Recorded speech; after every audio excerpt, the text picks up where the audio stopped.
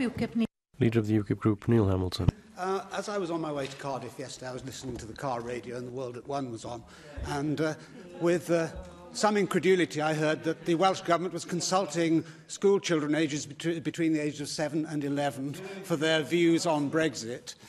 Perhaps it shows the level of maturity of the Welsh Government on this issue.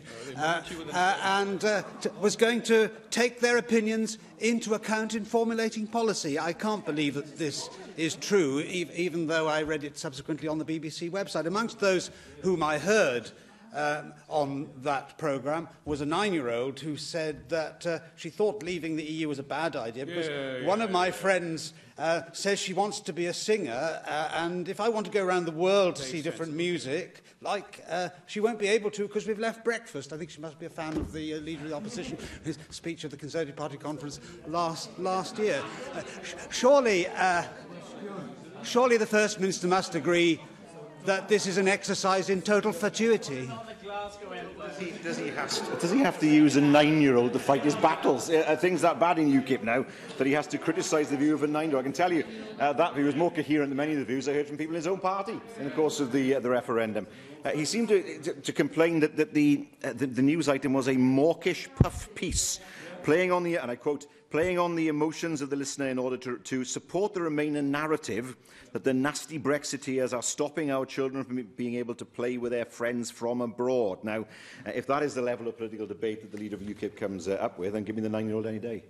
Well, actually, that particular reference. Actually, that particular reference referred to an 11-year-old's comment, also broadcast yesterday, where she said that if we were to leave, a lot of people who have friends in Europe might not be able to get in. I mean, whether people can come into the country who may not always do good things, and they can do bad things. But on the other hand, they do have relatives and friends. It's better to see them in real life than Skyping all the time and stuff. Well, it's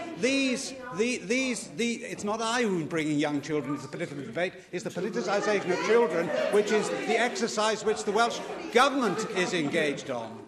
And is it not inappropriate to politicise children in this way in order to pursue the government's own political agendas? How does the leader of UKIP think that the parents of those children think of him now? What they will see is a politician in this chamber belittling the views of their children for his own political purposes. Now, I don't know whether he is deliberately trying to alienate parents from voting for his party, but he's done an excellent job so far. It's not to belittle the views of children at all, but the level of maturity which is displayed in those comments, of course, reflects their age. Perhaps even the First Minister at that age was similarly immature. I don't know. But children of 7 to 11, of course, are not yet mature, and their opinions reflect that. Even though we all mature, and then our opinions are worthy of being listened to, as serious comments in political debate, I find it absolutely extraordinary that the Welsh Government is now proposing to take them seriously.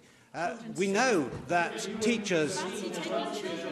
We know that political education in schools is important, but it's also important that there should be balance, and children should be taught to be critical. Given that the Times Educational Supplement in 2016 did an opinion poll of teachers, which showed that 88% of them were pro-Remain.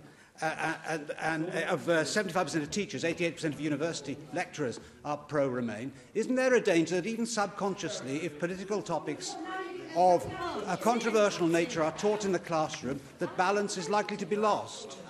So let's see how many votes the Leader of UKIP has managed to lose. The votes of teachers, the votes of parents, the votes of governors, the votes of grandparents, all because he has chosen today, for reasons that go beyond me, to criticise the maturity of 9 and 11-year-olds. We have spent our time in this chamber, in all parties, in fairness, talking about giving children a voice. Now he's saying, and David Melling, I heard him say it, and I think the comment is opposite, children should be seen and not heard, which is exactly what the Leader of UKIP is saying. Perhaps he may want to reflect on the fact that in managing to upset many thousands of people across Wales, that actually children do actually deserve a voice. Yeah.